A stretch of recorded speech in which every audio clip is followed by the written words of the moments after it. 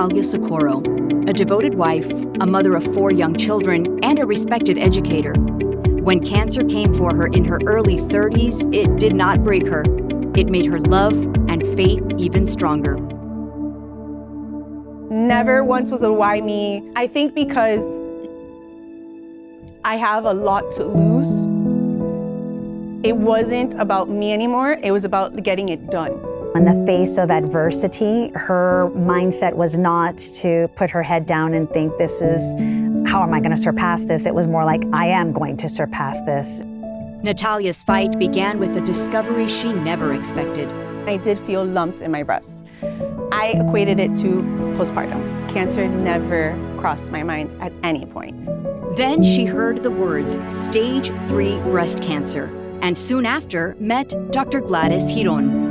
Treatment would require an aggressive, carefully coordinated plan: chemotherapy, radiation, surgery, and faith.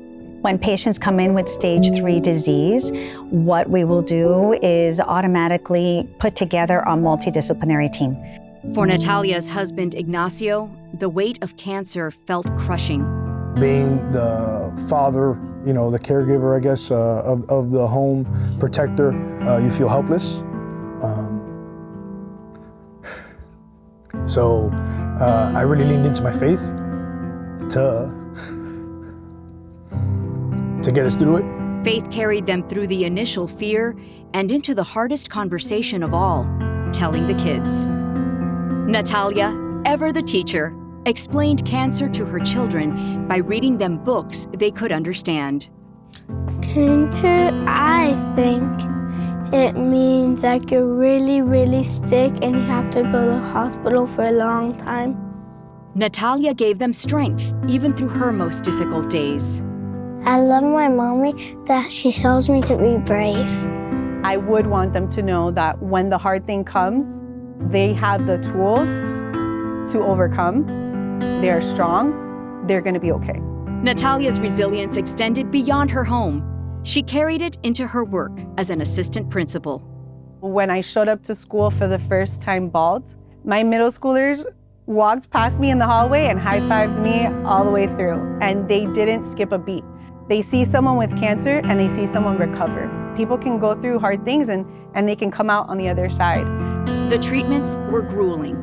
16 rounds of chemotherapy, 16 rounds of radiation, and eventually surgery.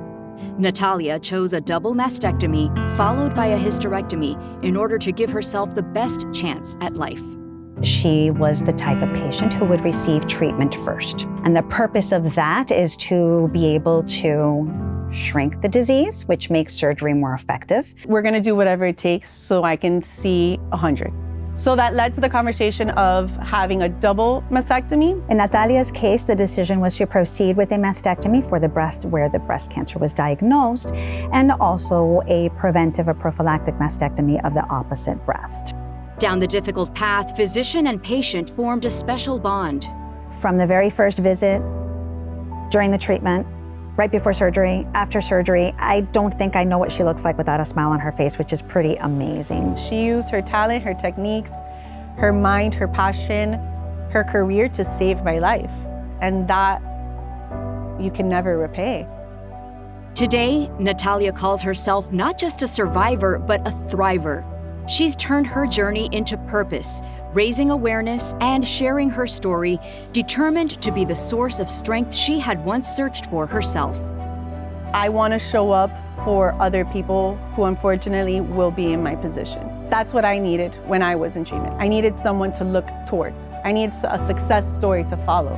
We want to continue building our family and just raising our kids to have the resilience